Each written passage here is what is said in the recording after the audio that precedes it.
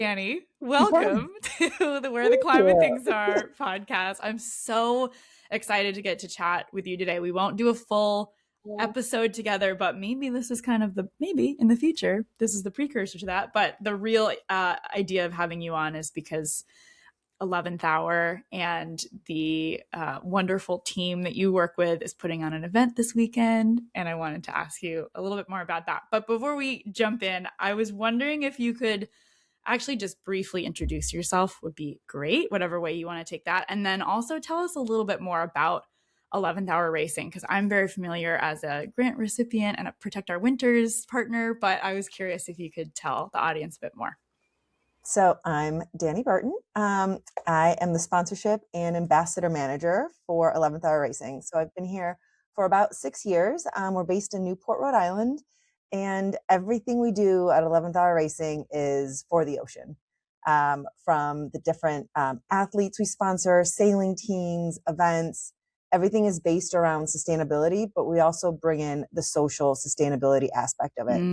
We work with organizations that provide free tools like the Marine Ship 360, which is a life cycle assessment tool, or the Sustainability Toolbox, which helps organizations find, grow, and achieve their sustainability goals. Then we work with a whole bunch of grantees that work within coastal communities.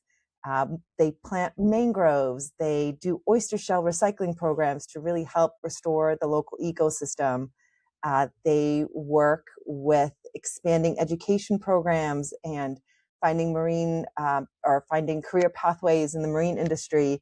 Just really incredible stuff. And locally here, we're piloting a household composting program. So I know that's like really prevalent out in San Francisco, and we're trying to bring it here. So that's all through the work that our grantees do. And then we have this incredible ambassador network. And I think you may have met some of our ambassadors at Climate Week last year. Yes. But they are just kind of our storytelling arm of 11th Hour Racing. They work within their own communities, and they are they influence their communities and their followers and their creatives and their athletes. And really, we don't sell product, we sell behavior change. And that's a really hard thing to sell. Yeah. So having people that are in this network and being able to tell the stories and sell our brand and just have a farther reach is so important. Absolutely. Yes, I did get to meet some of y'all's very cool ambassadors during the water launch of POW. Yes.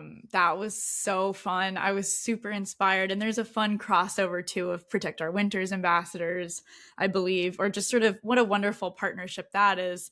Thank you for all you do. And when you said the behavior change piece, it's like it really hit me, because it is so hard to sell, but it is so important in our climate action conversation, in our fight for climate action. And so thank you I'm very grateful to 11th Hour for what you do in the outdoor community, specifically related to the ocean, which also brings me to my next question for you. So this event this weekend is definitely an endurance event. It's an outdoor event.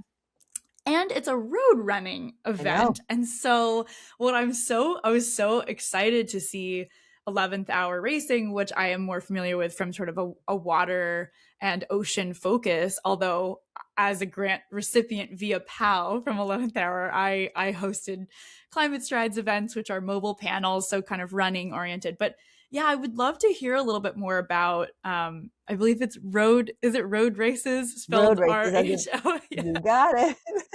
Spelled like Rhode Island, road races. I love that name. Very cute.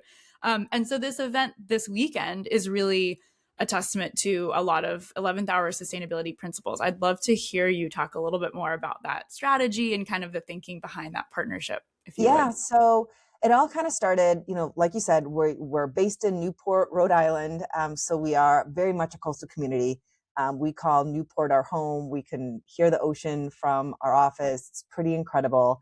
And we really wanted to focus a lot of our energies in our community and showcase Newport as sustainable as possible. So we could almost use it as a pilot program for other communities to say, hey, we did it, you can too. So we started looking at ways that we can get all these events that happen in Newport. We're a very touristy town, and Hmm. a lot of these events were happening in silos. No one was talking to each other. So we started hosting these sustainable events workshops where we brought event organizers, organizations together to share ideas, share learning, share resources, and really just try and grow Newport as sustainable as possible. And through one of our workshops, we got connected with road races. And we're like, oh, great. I mean, you guys are sustainable. You're using your feet. Like, how can you not be sustainable? I Right. don't understand. Yeah. And we learned that it's not as sustainable as we Hmm. think. There's still a lot of waste that is Yeah. contributed to running any sort of marathon or road race. So just talking to them and seeing what their sustainability goals were, we really wanted to get involved because they're local, and we've been dabbling in other sports. Sailing is obviously our Hmm. kind of our North Star, but we've been with the Tennis Hall of Fame and doing things with tennis. Hey. So we thought, hey, let's see what this is all about. And so we partnered with them last year. Okay. And last year, they were able to divert 75% of waste from landfills, which is incredible. 225 pounds of waste were picked up by ploggers. Never heard Yeah. that term in my life before this, but so cool, right? Like people just Yeah. volunteering to walk the course after and pick up It's garbage. unbelievable. And they're not just Yeah. picking up the runners' garbage, they're picking up everyone, so garbage that was there Yeah. before, so literally leaving the race course cleaner than when they got there. uh, Amazing. Road races uses recycled metals for their participants. They donate all of the leftover food and clothing, which I didn't realize there was so much Hmm. clothing left over at Yes. marathons, and Hmm. just pounds of just people leaving their sweatshirts and t-shirts and things like that. They piloted a reusable cup program, which is huge. So instead of those little cups that you drink Hmm. along the route, they were silicone cups that were taken back and reused for other events, which is huge. And then they provide box water at the end as opposed to plastic water bottles. So just Hmm. huge, not huge. They're small Hmm. things that can be done, but when done on a large scale, it really makes a difference. So, just showing that you don't have to do these hugely incremental initiatives. You can do baby steps, but they all really add up to huge impact in the end. Absolutely. That's so wonderfully said. And I think is such a testament to this behavior change idea of like these smaller steps really do add up. And it's not, we talk a lot on the podcast about kind of the imperfect advocate, or, POW, Protect Our Winters just released a great campaign about like you can take a long shower and also be a climate advocate. Like we're not perfect, right? It's not, that's not what we're Yeah. striving for. It's Yeah. these smaller pieces, which I love. I actually wanted to share. I believe this was actually a different race because it might have been in the one in the fall, but I ran a half marathon in Newport, Rhode Island when I was in, because I went to college in Rhode Island. I went to college in Providence, No way. and I'm very familiar with Newport. And it was my first half marathon. I believe I'm trying to remember because I don't know if, because I feel like I would have remembered the cute like road races styling. Mhm. But yeah, I loved it. And it was my first one, and I was so nervous, and I ran it, and I was like, this is the most beautiful course I've ever been on because Newport is so stunning. And I've since returned to the Newport Jazz Fest and Folk Fest, and I just love it there. So I'm as you're talking, I'm picturing just the wonderful volunteers, the wonderful folks working in this sustainable way. And it must be said too, right? Like the connection, maybe for 11th hour, correct me if I'm wrong, but of like ocean plastics and plastic removal is so connected into our oceans, our waterways, and the kind of clean air, clean water, healthy planet Absolutely. thing that we're all working towards. Absolutely. Absolutely. um yeah, which I think is a wonderful way that 11th hour racing is like expanding, or not. I mean, it's within your mission and your vision, and I think that's such a beautiful way to get involved. The other thing that's interesting is like, I too, when I first started running half marathons and marathons, I found out that people go to Goodwill and buy a sweatshirt and then they leave it at the start line. Yeah, it's an interesting Know that. phenomenon. Yeah, because it's usually so cold when you start in the morning. I mean, I remember I have photo of myself where I had gone to like TJ Maxx and bought like a little boy's like extra large fleece or something with a crazy color scheme. I mean, I went all out because I thought it was so funny that we were just gonna, oh, then we're just gonna throw it on the side. And now I'm thinking back and I'm like, oh my God, my 20-year-old self, what was I thinking? Where did that go? Like, why did I not think about that? And it is this interesting thing that's sort of part of road running culture, I feel, that is and I say that because trail running, there's sort of drop bags and there's a little bit of a different culture around that, but I'm really glad that you're focusing, I guess, on that specifically too. I learned so much about running a marathon. I've only run like one half marathon in my life, and I was like, check, done. Definitely. Good for you. I was like, I put my body to the test there. It's crazy. I just always thought, I'm like, oh, well, obviously all road races have to be sustainable because you're not driving, you're using, your feet, but who knew? It really is. It's pretty incredible. Yeah, absolutely. No, that's so interesting.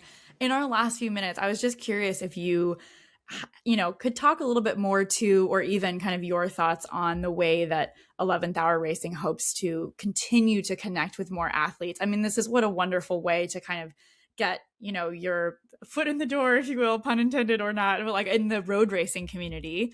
And then, you have the sailing community, the water ocean adjacent community. I mean, with the Protect Our Winters partnership with water, that again kind of spans surfing and paddling and stuff. I'm curious just how that looks to you, both athlete ambassadors, sure, but also that broader population of athletes. I'm putting quotes around because I think anyone who likes to recreate outside, really, I'm thinking that community. How does 11th Hour Racing sort of see this as part of that expansion? So really, every event we sponsor, we like to think that we are showcasing it as something that is scalable. So whether it is a small, sustainable events workshop with 100 people to the Folk and Jazz Fest with, 30,000 people that come to it over the course of the weekend. So any event can be done scalable, and that's what we want to show. So for roads races, they have roughly 5,000 people that run, another 2,000 spectators. So if they see compost bins out and they take that back and say, oh, I can compost at home. It's these small actions that people can take. Again, you take a small action, but collectively it really makes a big impact. And that's what we want to showcase. We just want to show that this is, yes, whatever size this is, it could be scaled to anything. And sustainability shouldn't be an add-on to an event. It really should be embedded in the framework of it. And if you think of it like that, you will always make decisions that are based around sustainability and bettering the planet and the health of our oceans. Gosh, I couldn't agree more, Danny. And I think that the way that 11th Hour Racing is going about doing these very tangible actions, not just talking about it, but really, putting the, rubber to the road or running shoes to the road. Wow, these are terrible puns. But anyways, you're really doing something, taking action. And I think a lot of times it's easy to sort of sort of say we're taking action or talk about it in words, but then there's real showcasing of that. So thank you for walking us through all of this. Good luck this weekend to the whole team. I'm so excited to kind of watch and tune in from afar. Rhode Island has a very special place in my heart, and so does Newport. So really excited to be staying tuned to see how it all pans out, and even could be fun to see the stats from this year, if we want to reconnect and sort of see where that goes. And I know last year was so successful in terms of plastic diversion, waste diversion. So really looking forward to next year we could run the half marathon together. I might even run it with you. I mean, I might come out of retirement. Is this so we heard it here first? This would be my first road race in a long time, because I kind of went over to the trail world and then have dealt with years of injuries, which I will not bore you with. But now when you say that, I'm like, now that is a goal I could work towards. It's also a year away, which feels accepted. Let's do it. Yeah, exactly. I love it.